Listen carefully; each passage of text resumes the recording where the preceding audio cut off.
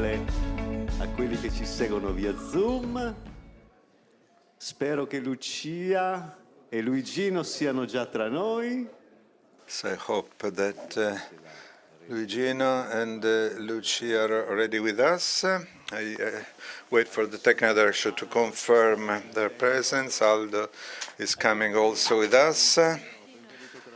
Hello Luigino, welcome. Let's see if Lucia is also here, and Aldo should join us on the panel, and we welcome also Antonello, another old friend. Thank you for the invitation. So, hello Lucia, welcome.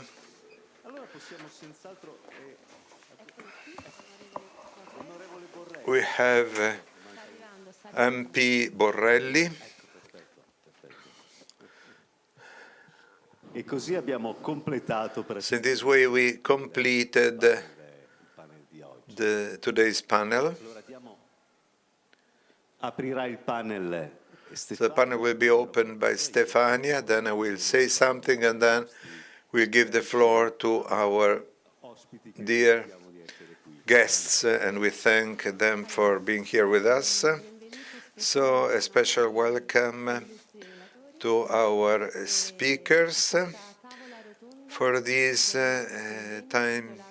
roundtable of sustainable resilience, the contribution of natural and human science to a new synthesis of a personal and economic relationship. And we tell you how we update you about these days. These days we have been working in two venues, Castel Gandolfo and Cordova, with participants connected online from all parts of the world, from Australia to Africa, from Europe to the Americas, with a common objective to build bridges of dialogue and cooperation. The topic of sustainable relational sustainability is the fruit from the awareness that every human being, every social and economic system, and every natural ecosystem are deeply interconnected.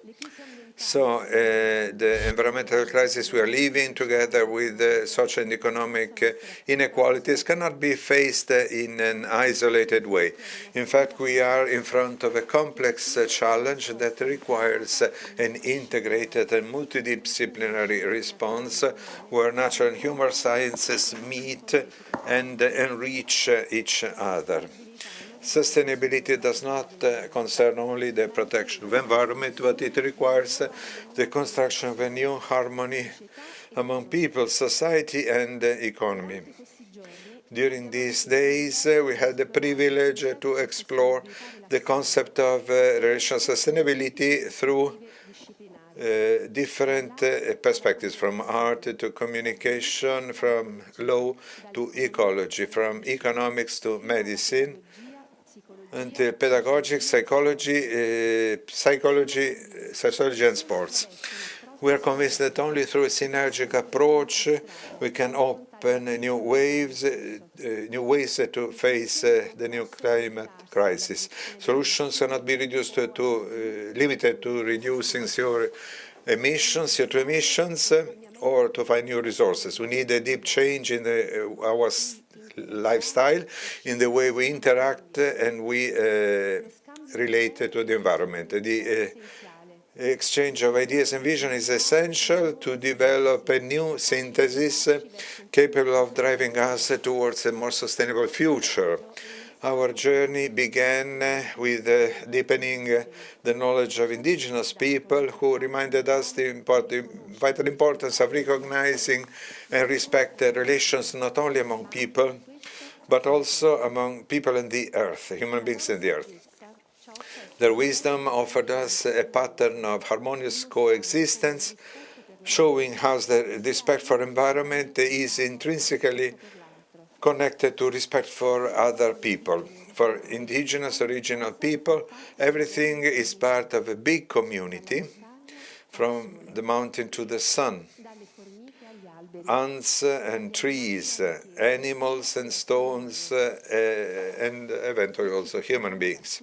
If we separate us from everything else, we become orphans, and we cannot achieve the fullness, and we cannot live in joy. The key to keep the balance in the universe is then reciprocity and relational approach, and this invites us to be in constant exchange with nation and among us.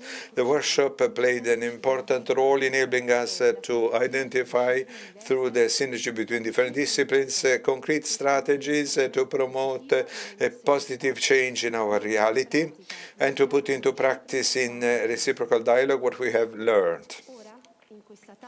In this round table, we want to reflect on how all these contributions can be integrated into a common vision, into a shared vision. It's the moment of join the threads of our conversations and look at the future and face in an urgent way the challenges and the crises we are facing. It is the time to take care of one another, take care of the planet, take care of the ecosystems we are part of, through concrete actions, public and private actions that are transformative and oriented to cultivate here and now our future. Thank you, Stefania. Now I will tell you what happened in one parallel workshop. A small group tried to elaborate a manifesto of relational sustainability. We started from pre-existing material, used as a basis, and it was a very pleasant and fruitful adventure. In 4 working hours, we could elaborate draft a text that was satisfactory for all the members coming from different disciplines. In Laudato Si, Pope Francis says that, I quote, "We are still waiting for the development of a new synthesis that goes beyond the dialectic stage of the last few centuries." End of quotation. Sustainable development, can it be this new synthesis? First of all, it depends what we mean by development. Development is a word that is very often used as synonymous of growth, and it is hyperused. And we should highlight not only on the protagonist of our situation, social bodies, economic agents, etc., but especially we should focus on their actions and recognize that modern science gives us a complex image of reality where everything is interconnected. Complexity cannot be solved. It is inhabitant. It is we live across it, and transformations walk with the legs of people and inhabit their hearts, their minds, and their spirits. We need individuals who are aware of these interconnections and who are inspired and committed, formed to sustainability and cooperation. By establishing constructive relationship between humanity and the cosmos, between individuals and between human groups, associations, institutions, countries, international organizations, etc., oriented to the common good of the person and nature, sustainability will develop as an emerging feature that can be qualified with the adjective relational. Constructive relationship oriented to common good generate relational goods. So it is not a tautology. According to Jacques Maritain, common good is a good human life for the multitude, and the multitude of people is their communion with living well. So it is common to everything and to the individual parts. He says that relational goods are interpersonal relations of quality that have a value on which we are to invest.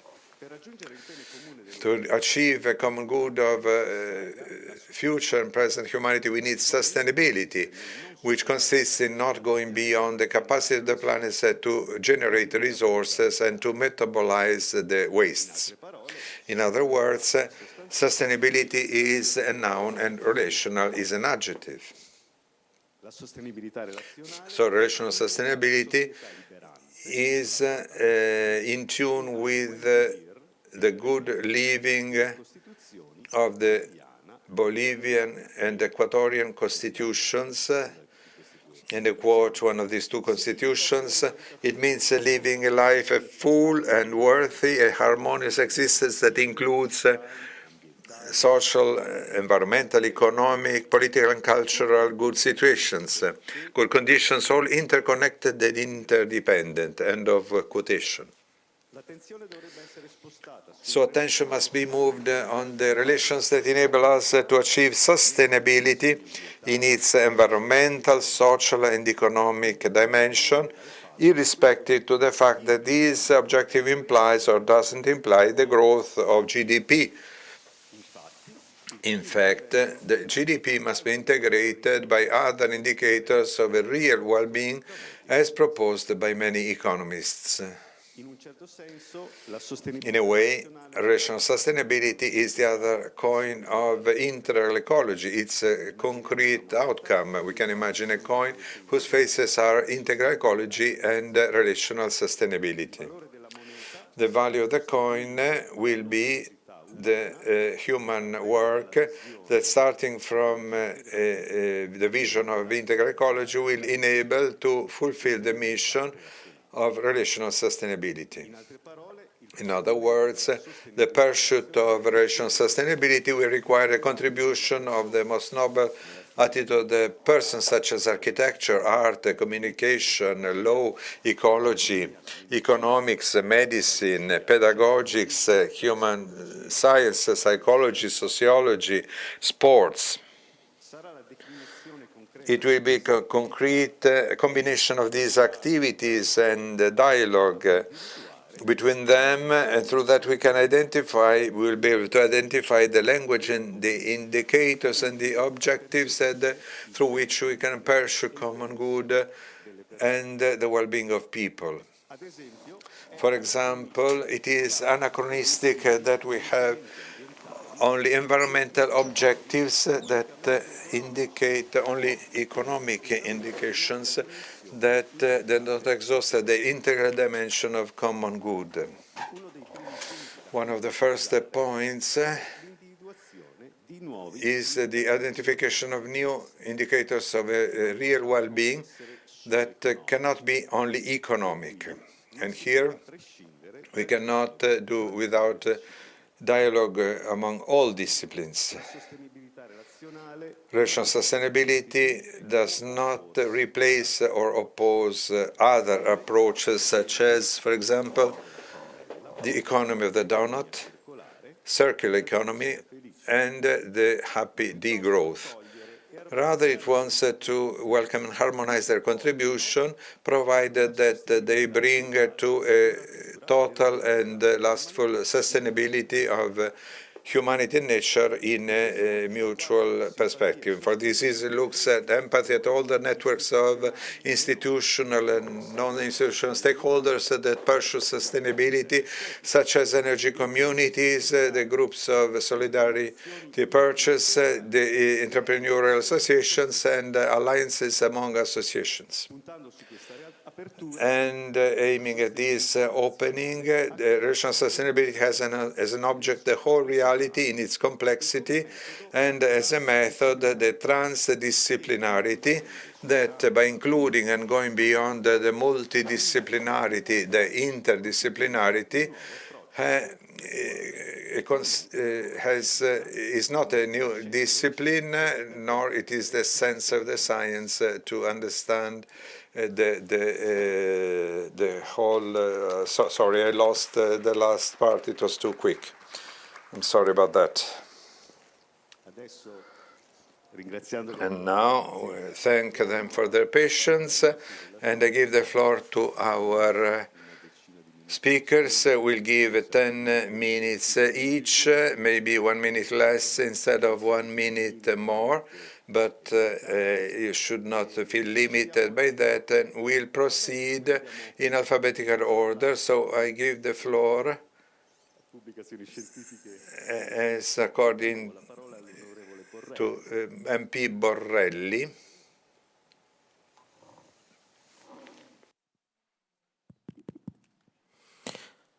Grazie. Beh, dal punto di vista teorico ci siamo. Il problema è arrivare alla pratica, nel senso che noi viviamo una stagione in cui anche le parole... In fact, we live seasons in which the Pope is defending nature and creation. fortemente osteggiate e criticate. Viviamo in una società in cui si comincia a attaccare la possibilità che ancora oggi non si è assolutamente espletata come dovrebbe. We live in a time where things are not interpreted as they should, and reducing pollution should and sometimes can be seen as an element which will destroy populations and areas. There are citizens nowadays who are climbing on the roofs of buildings. Airports are shut. I'm talking about Italy.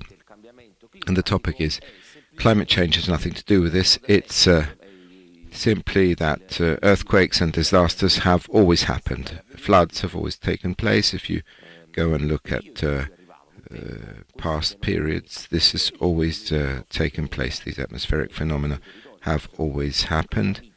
And we have this kind of climate. It used to be a temperate climate, is now tropical. So much so that in Sicily, when we seem to be short of water, yet we want to build a bridge between Sicily and the mainland.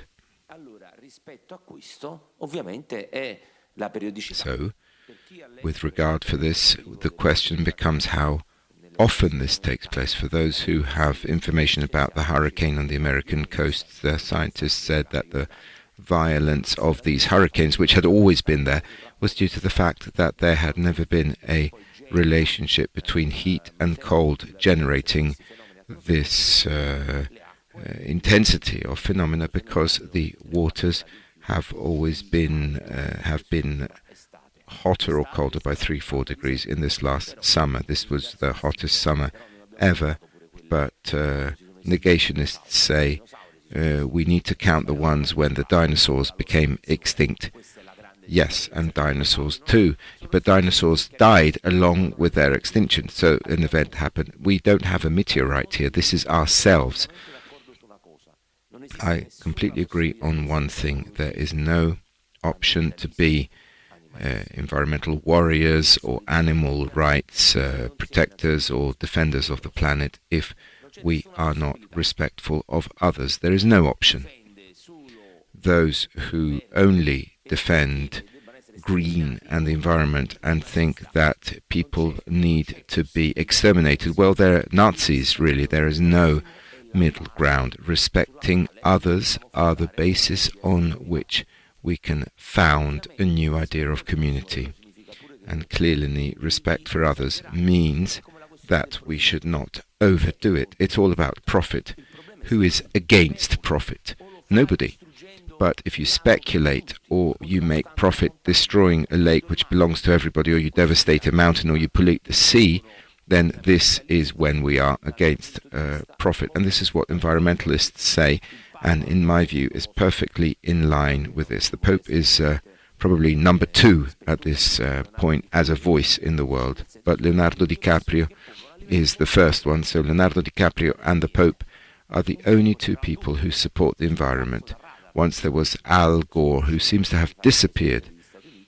They managed not to make him president of the United States, and he has disappeared. And others, other presidents have disappeared. Biden certainly did not represent a great change in the defense of the planet. Some might say, well, we need to be environmentalists at our home, in our home. But unfortunately, the effects are like a butterfly effect. You do something here and somebody somewhere else in the planet pays for it. Our well-being means the fact that somebody else is not well somewhere else.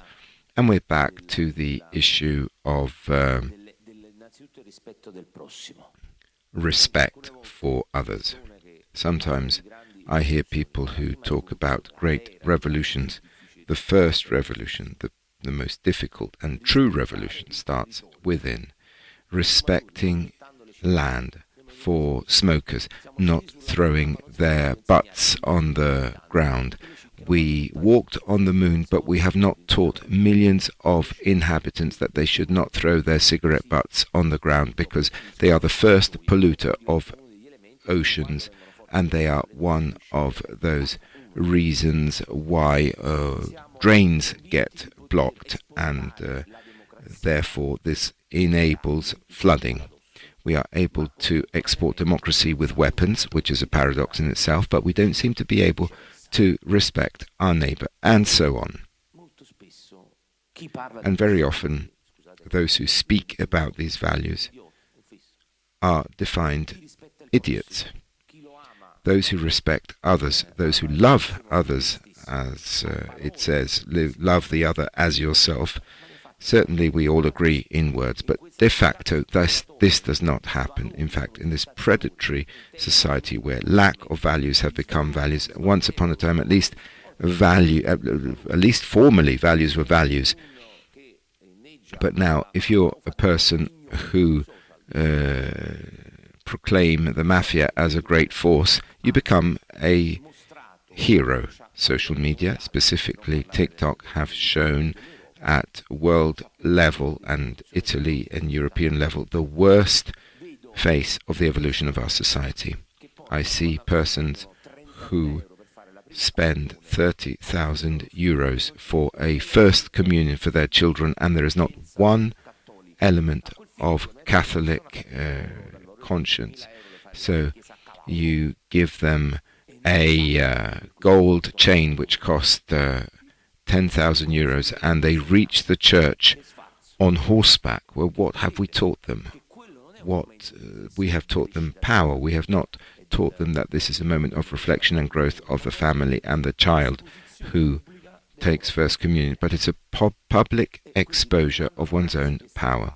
So going back to the analysis which was carried out, first of all, in a sweet way, this is what I told you in a more ferocious manner, but this is the main substance. The topic is, are we today, as the majority of Italians or people living on the planet, are we the champions of this? My answer is sadly no.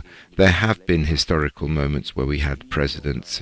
I remember Bill Clinton, for example, excluding his scandals and so on. But Clinton at the time and the UK Prime Minister Blair, they had made us hope in the possibility to invert this tendency, which then would have brought benefits to the entirety of humanity.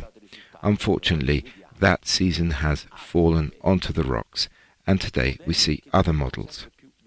These are models which are more and more preeminent, and they're not just power, they are violence, overbearing, being vulgar, the lack of respect for others, publicly attacking a disabled person in a video.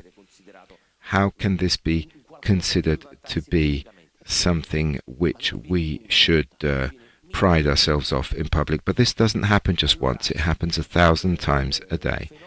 And therefore, this phenomenon needs to be studied, and this is why the Pope is heavily criticized and hindered in these aspects.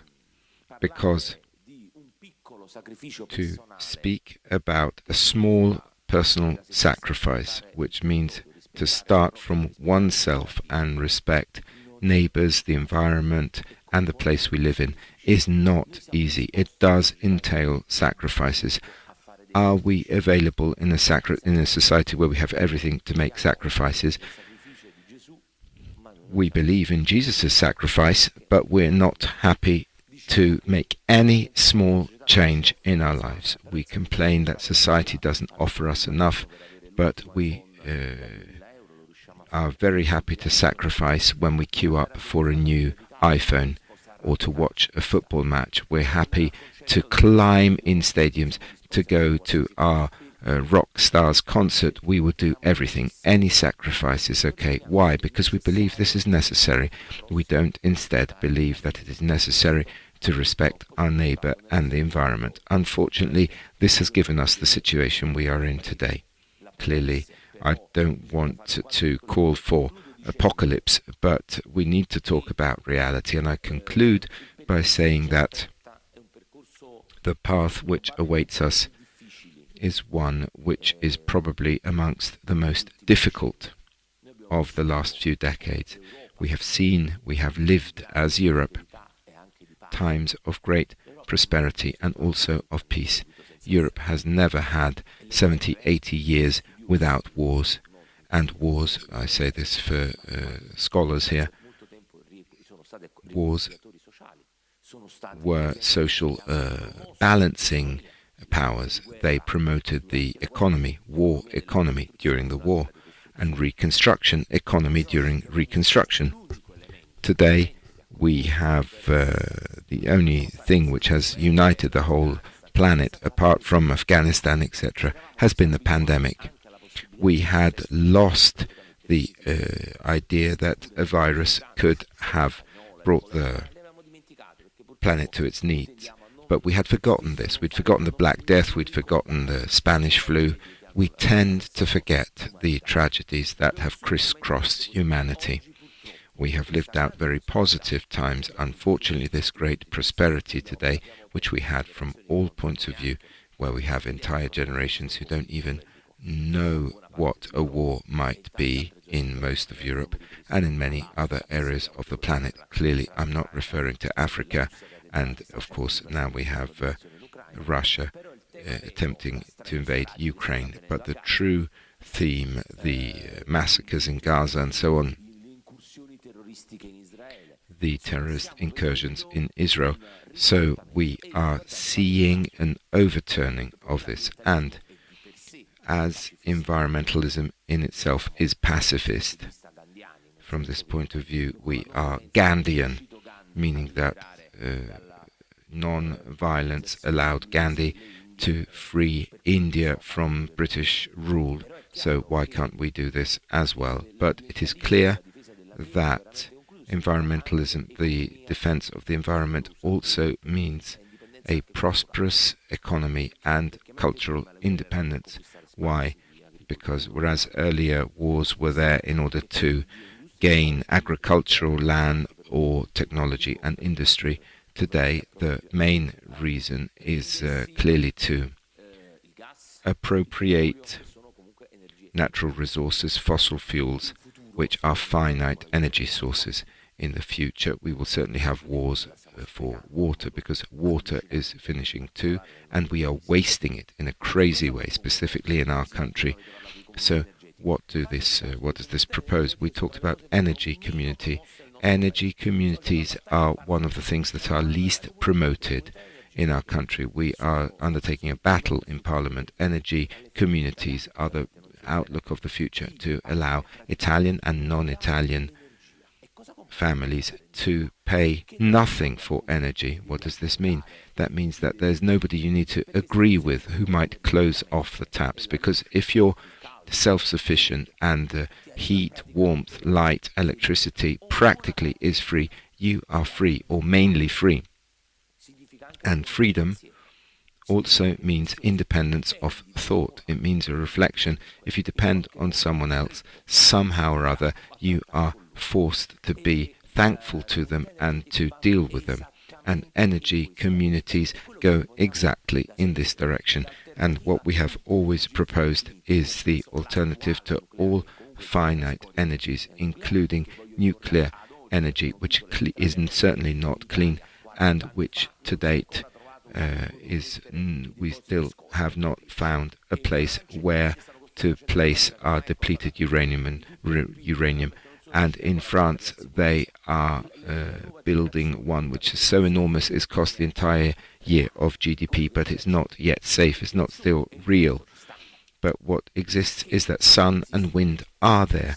Why should we not insist on this? Why should we carry out ideological terrorism? They told us that they will destroy everything. There will be no more spaces. Beauty will be damaged.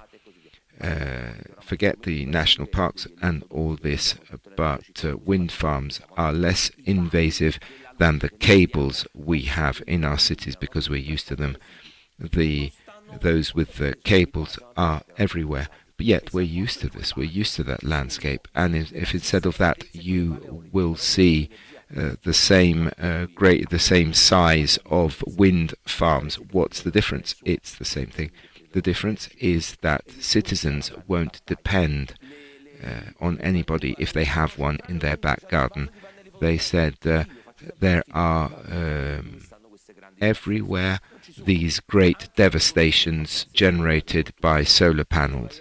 I said to them, show me the devastation, where is it? And I went to farmers when I was Councillor for Agriculture, and I said, well, where are they?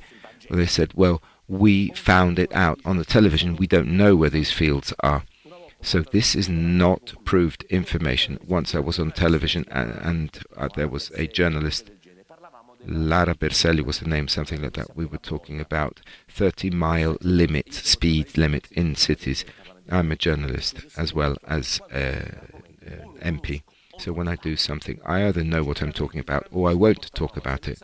Normally, Trumpism has taught us that if I don't know what to say, then I'm just going to attack somebody. So this person said, there were thousands of fines and nothing changed. And I said, what are your sources about the speed limit? Because I haven't had any data from the municipality. He said, no, listening to the citizens. So if I listen to other citizens, then that becomes reliable data because there's an average. So I attacked this person and the director said, well, next time we will have the data. So I got this data and I sent them to the program, but they never published them because they were not useful, because they had only made 4 fines, and I had interviewed people who had not had a fine, but stimulated by a journalist, had said no, lots of fines had been made, and there were 60% fewer deaths in Bologna. You see all the people who are dying due to speed on the road. If you travel at 30 kilometers an hour, you have 80% more chance that if you hit someone, you won't kill them. And this did happen in Bologna, and they had even less fines, so this means that it works. And the theory is we need to be able to race, because the freedom of everybody is to go as fast as I like. So your freedom stops, and this is the opposite of the thought which was expressed recently. Your freedom must be in harmony with your neighbor. If you are free because you have money and power, you can do what you like, and this is more important than anything else. Well, this is wrong, and that means we're not at the right place, and we are certainly on the other side of this fence. Thank you. Thank you, Honourable Borrelli, who gave voice to politics, and we can witness that there are places like Brussels where we travel at less than 30 kilometers an hour, and we use that sometimes a small minority motivated can convince a majority which is the victim of the media. After politics, in alphabetical order, we give the floor to economics, Professor Bruni, and we are forced to ask our speakers to remain within the 5-minute limit. Va benissimo. Allora, dico solo due. So, a couple of things. So, good day to everyone. Something on which I have been working recently. I wanted to share my screen. Let's see if I can make it.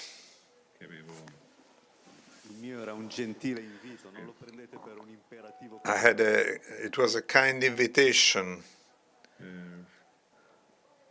Non so nemmeno esattamente dove si trovi questa cosa che devo fare.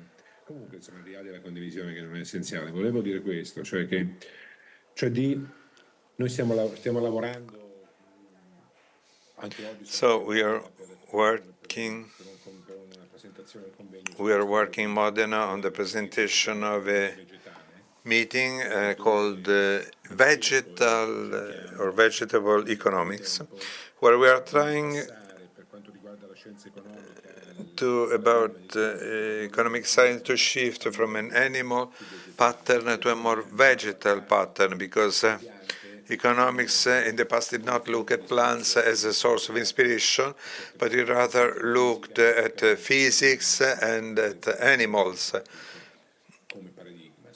when it thought at praise as a paradigm. But an aspect I wanted to underline, so also to enter the topic of manifesto. Economics is based on the great law of mutual advantage and reciprocity. And it is not true that economics is based on the interest of selfishness. This is a trivialization typical of people who do not know economic theories and the history of economics. But since the 18th century, when economists want to say what is the economic principle, sort of law of gravity of economics, they said it is mutual advantage, it is reciprocity, it is the encounter of interests where we grow together, and it is not a zero-sum game. Of course, in exchange, we do this because people are better after exchange. If it is a predatory military exchange, then it is different. But when it is, I mean what the free exchange is done in markets every day. So this law of mutual advantage, this relational approach is applied to human beings, but not extended to other creatures, so especially the relationship with nature, with the earth, with the other living beings. It was a predatory relationship. So we have taken and we have not given. So we have imagined these great exchanges of reciprocity among humans on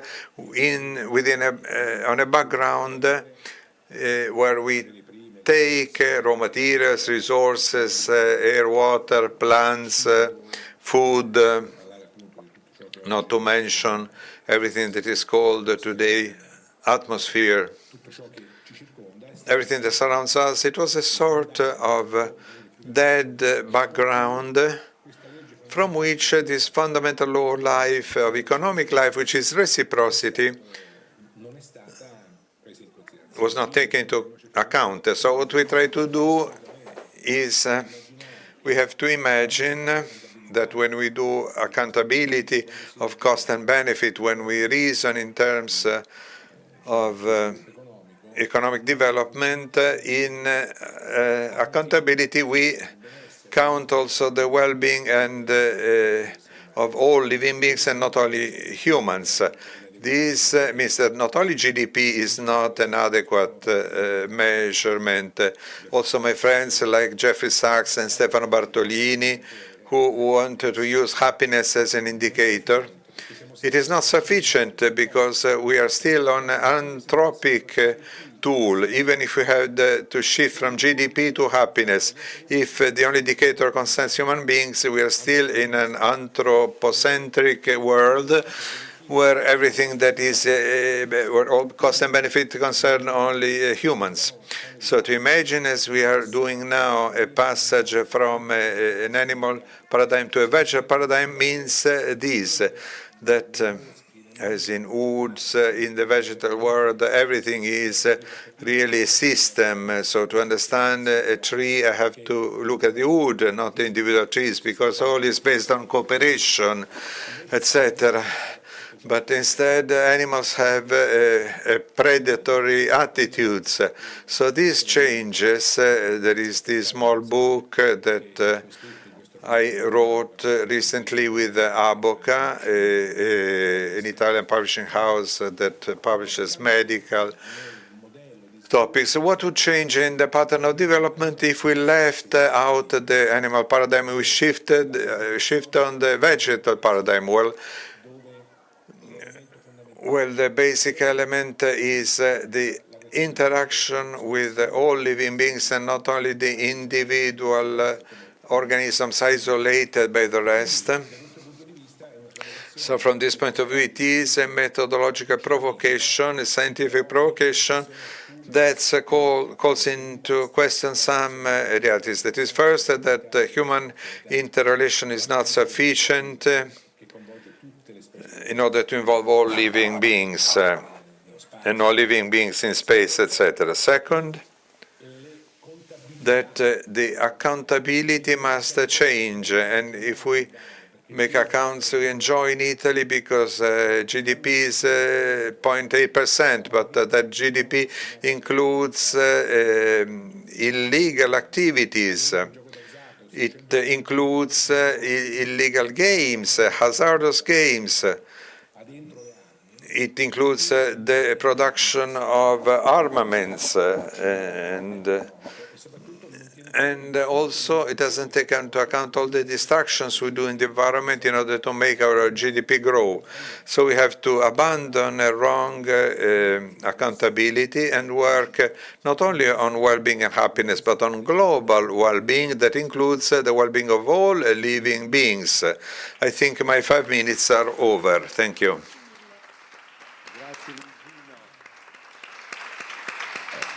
Mi sembra incredibilmente in assonanza. I think that's incredibly in tune with what we try to read in this manifesto, because you emphasize the relationality also with non-human living beings, that in our that since many years we are trying to live, and also the fact that you indicated that we need a new matrix. That is, as you said, is one of the concrete things that we have to search for as the first thing. So you are warmly invited to collaborate. You took a commitment in front of dozens of testimonies. Thank you very much. A beautiful contribution. Now we continue rigorously, as I said, in alphabetical order. After economics, we have philosophy and anthropology. So, Professor Aldo Giacchetti. Thank you. Starting from the new paradigm, a new synthesis, as Stefania and Luca spoke about, everything is interconnected, as Pope Francis emphasizes, and also I think it is important to identify the way in which we have this interconnection between the interconnection we have among us as human beings, as different people, is different from the kind of relationship and encounter which is possible with the animal world and the vegetal world, and also with ourselves and with God. So the whole spectrum of relationships. So we have to deepen the way in which this interconnectivity takes place in reality.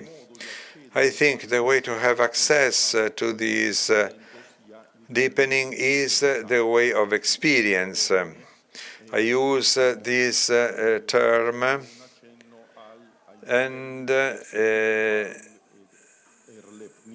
in reference to two German words that I will not repeat, that were widely used in contemporary sociology after Husserl.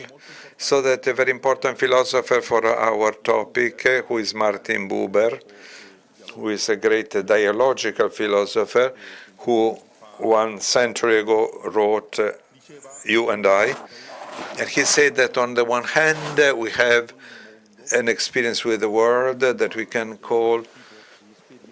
use to live a certain experience that turns reality into an objective reality, but at the same time we have another type of experience which is this kind of contextualized life that comes from the life of the event, living the event.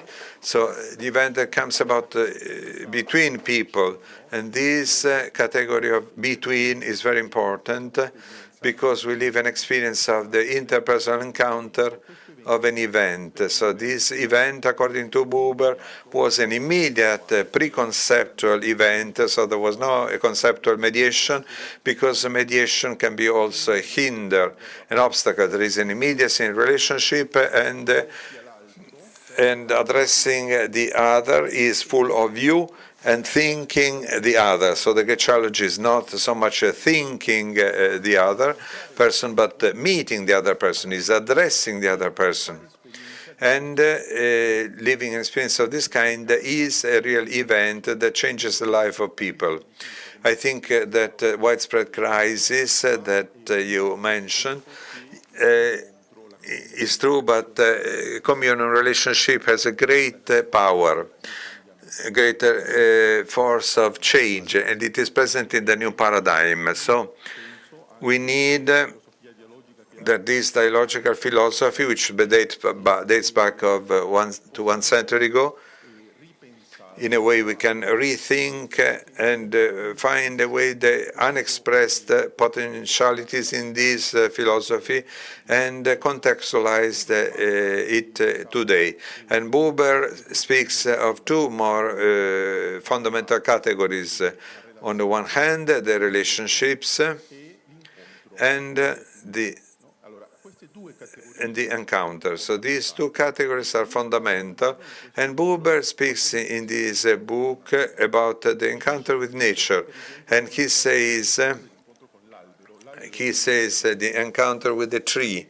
So the tree is an organism with which, so not only the tree, but also we should talk about the whole lot, the wood. And Buber said, in the encounter with the tree, if I open myself up to the meaning of the tree that I found in it, then I can really live an experience of encounter and not limit myself to a kind of relationship that Buber describes about the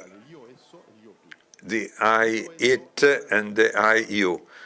I-it is objectivizing, and I-you is the encounter as an event, a relationship as an event. So I can have a relationship with nature of the second kind, I-you, but only to a certain extent, though, because reciprocity cannot be the same than the one existing between people, which does not mean to de-evaluate, to under-assess nature, but it is to recognize nature. So we have to understand the way in which these are interconnected, because our relationship with nature includes a reciprocity.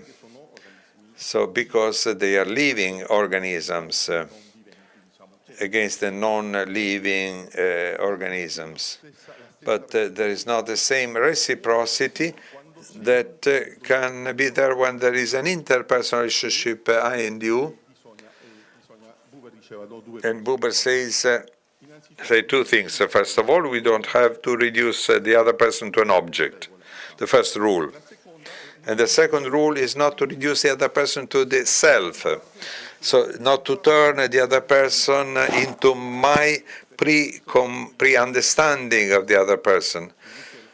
Because as Levinas said, this is the beginning of violence, the point of departure, to make the other person not respect the person in his alterity, but make him enter into my understanding. So this, the person enters into a concept that I created, so it is not a real encounter. So also with nature there is this relationship of encounter, and I think this is the way in order to get to eventually distinguish the way in which the different realities are interconnected. So we are people, human beings, are persons capable of possession and capable of relationships. We are living beings in a relationship. At the same time, we can have a self-relationship. That's an idea that began with the philosophical and theological discussion about God of the 4th century. We should not leave that out, because it is true that we enter in a relationship with the world, with others, with ourselves, and with God as persons. And that's a basic point. So I think it is important to work in order to go in depth and to analyze in what way in everything all realities are interconnected. Thank you very much. So thank you to Professor Giacchetti. That's illuminating because that goes about the relationship between people and nature. So from philosophy to the philosophy of nature, that is physics, and we have the pleasure to have once again our climatologist Antonello Pasini, and we give him the floor. So.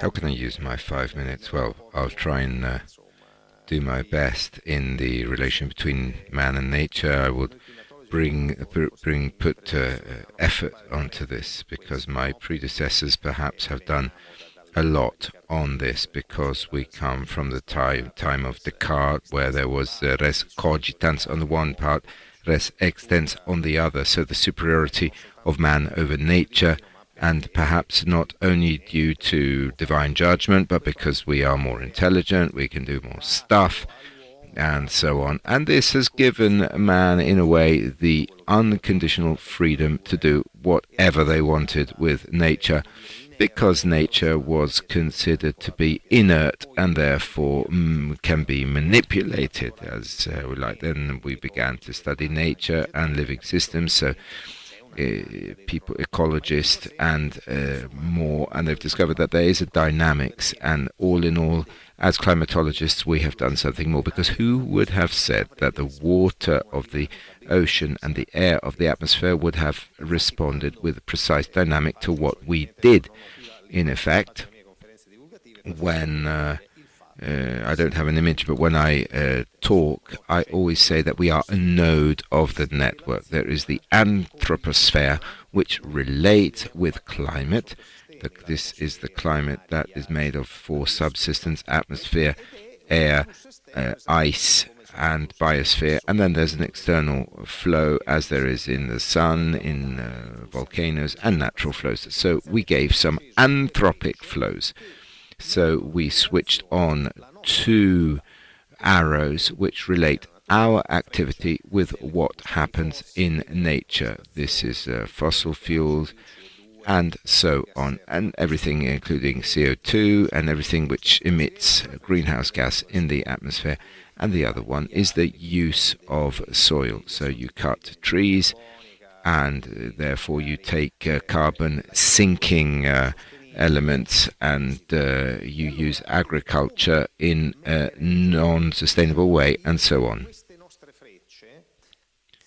So we understand that these arrows influence the entire system, speaking about climate. And then there are arrows which come backwards, and they're called feedback arrows. Basically, it's what you have set into play, and therefore that's why, as I said earlier, there are atmospheric phenomena which are more violent, there are worse droughts, and there is great heat, like the African anticyclone, basically everything we see in Italy. As now the watchword here, as well as sustainability, relational sustainability being an important word, because it is linked with the capacity, the carrying capacity of the planet. And so today we know that the tipping point arrives at July and August. That's when we run out of our resources for the year. Relationality is important because we understand that we are not the absolute masters of the world. We are a node in this network which sets up relationships and so on. But the word which we need to add is that of harmony. We need to harmonize our human dynamics with the dynamics of nature, because you see, the complexity of the system is not easy to understand. Many want to act with this complex system as though they are acting with a simple one. And I'm going to reach my conclusion very shortly. You've heard people say, look, there have been volcanic eruptions which were very strong in the past, and they issued dust into the atmosphere, and then after a few years, years and a half, whatever it is, the temperature was lowered down a little bit. So they go to the low stratosphere, 20, 30 kilometers, and they become a shield to the sun's radiations. And part of the light is reflected, it goes upwards, it is reflected, and as a result, less sun energy reaches the sound, which heats the atmosphere less. So some clever person said, look, so this thing works, so let's keep doing this, let's add carbon dioxide into the atmosphere, and that way we will cool our planet because it will shield us, and therefore we will be able to defend this. This is incredible. So even if these dusts do not harm our health, and if there is money to shoot this, because if there's a war and we can't do this anymore, then the temperature will suddenly rise up, and so that's okay. Now let's admit that all this is okay. So I might say, sure, but actually we could stop the increase in temperature. But why is this a wrong way? It's too simplistic a way to be able to solve a problem, because we don't know at other effects. Climate is not just made of temperature. There is rain. What happens to the water cycle? Our models show us that the water cycle would be completely disrupted. Subcontinents would be deserts. We would have to move hundreds of millions of people from one place to the next. So this makes us understand that this is the wrong way of thinking. Let's not play God. We don't have unconditional freedom. What we do damages the system, and we know this, and we know this well. Do we want to open another arrow with this? No, we need to diminish the value of those arrows which are a light in our system. We need to reduce deforestation. In effect, we should reforest. We should ensure that all agriculture is sustainable, because there are many ways in which this is not sustainable. If we use too much nitrogen in our fertilizers, then this will become nitrogen peroxide, and this absorbs 150 times more than a carbon dioxide molecule absorbs. So our dynamic needs to be in relation, but needs to be a harmonic relation. We need to know what we are doing and what to do, because otherwise we won't get there. And this is still anthropocentric, of course, because otherwise we will be in trouble. Anyway, this is the small contribution of science in this debate. Thank you, Antonello. Extremely in line with the criticism of Pope Francis of the technocratic paradigm, which does not understand the complexity of relations in the cosmos. And I think this word harmony is important. And they told me that harmony is a synonym of high unity, which is a word which is close to our heart, because it's the best relationship best expression of the relationships we have been speaking. At the very end, thanks to her patience, we give the voice to a great world movement. This is the world of associations. Lucia represents the Laudato Si movement. Thank you. Thank you, everybody. Hello, everybody. Good afternoon, maybe good evening for those who are following us via Zoom. I'll go back to what you said, Luca, and where you introduced the closing of such an important meeting. You talked about complexity, and you said that complexity cannot be resolved, but it is inhabited, it is crossed, and it is transformed. And I like to think about the transformation which takes place for living beings. This is a continuous evolution, of course, an evolution which brings us to a growth and to maturity of human beings. This is certainly a truth.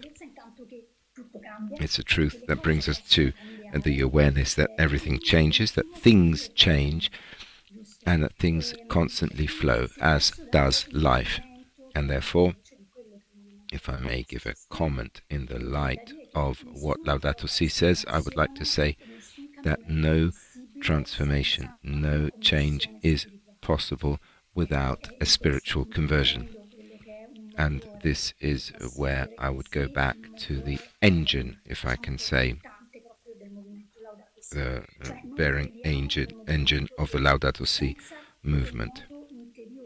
We believe in our movement that without that inner thrust, that inner energy that we recognize in ourselves, and I go back to what everybody else has said before me, to recognize oneself and all other beings as a gift of God. This is key. And this needs to be stewarded, cultured, without abuse, without any overbearing attitude, in a virtuous cycle of harmony. Going back to what Stefania said and what other speakers have said. Certainly they've said it in a different manner, but everything takes place in a virtuous cycle, in an agreement of chords, of sounds, of symphonies which are simultaneous, which are a pleasurable sound to the spirit and the heart of each one of us. And the Laudato Si movement promotes a constant transformation of our hearts towards something bigger, and a transformation towards a bigger love, which is the love for our Creator, who gifted us this life in the free sense of gratuitous gift, and therefore this is a greater love towards creation. So as Pope Francis said in Laudato Si, this is about having a vision and looking with surprise and wonder to the creation, both the plant kingdom and creation given to all to all living beings. And therefore we should embrace this sense of contemplation on the one hand, but also action on the other, because here we wish to practice an ecological spirituality, a spirituality made of reflection, of contemplation, of prayer, and also of action. As Honorable Borrelli said, we also wish to bring to the front the culture of nature and the nature of others, starting from ourselves. So to reflect on ourselves, to promote a spiritual conversion of each one of us, in order then to look to a more harmonious system, to care for others and to care for all human beings who share our common home. Therefore, to honor and to give value to the gifts of each one of us. And in that exchange, in that interconnection, that was mentioned more than once, and therefore to recognize gifts of others, celebrating which is what we have done, celebrating our differences. Thank you, and I conclude in this way, and I hope I was as brief as I could.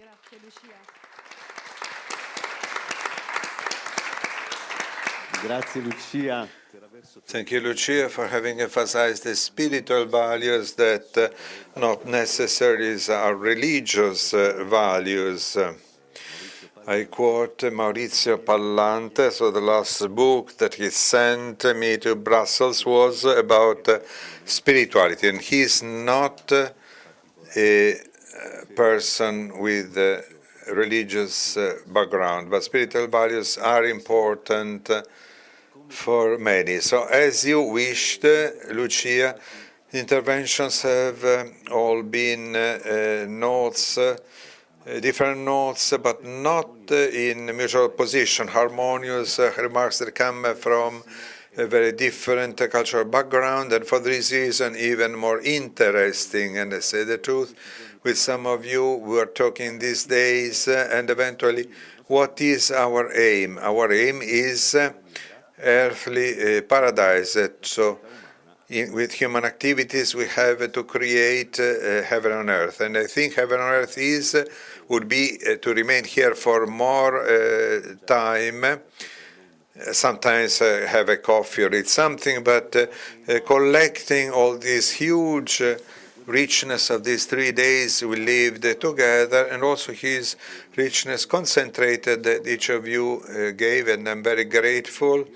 I enjoyed every individual word, because I am also a physics expert and physicist, and for me everything was very enriching.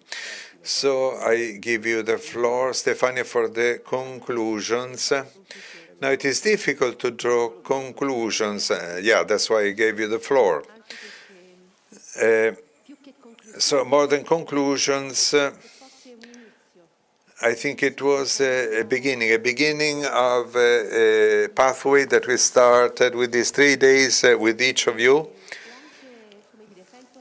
And I feel a responsibility, not only personal responsibility, but responsibility we take up all together, both with those of you who shared these days with us in presence, and those of you who are connected online. Because this harmony belongs to us. While you were talking, my chords were vibrating, because yesterday we had this workshop, and being an ecologist, many of the examples I gave were connected to the vegetal worlds, and how this relational aspect, this dimension is so present and not far from us, because it is written in our DNA.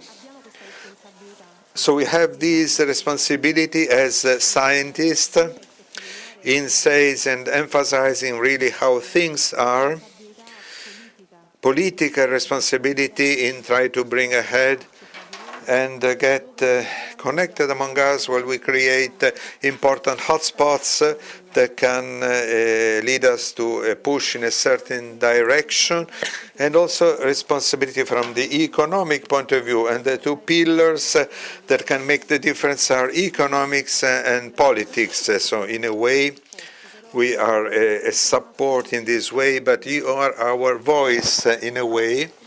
So it's a conclusion, but also it is a beginning of a way to continue to work together, and to build and to have new ideas that in a way can have an impact on the territory, on the community, into an environment that demands to be looked at, and to be looked at with these eyes. That is the eyes with which we looked at it in these days, these 3 days. So we thank each other, and personally, it's a bit impartial, but I really want to thank my students who were the top of this, the tip of this iceberg. We are here for you and for what you represent for us. So it is a personal thanks, and also for all the work you did. personally and what you brought ahead in these days. So I apologize, but this seemed something it was very important to me. And I say it with much pride to my students. So I think it is time for lunch now. So thank you again, and we'll keep in touch with Argentina. We'll have a Zoom quite soon. So for those who want, we can meet again, even connected online, to project and set out to working together and continue in this beautiful adventure that is life. Thank you again.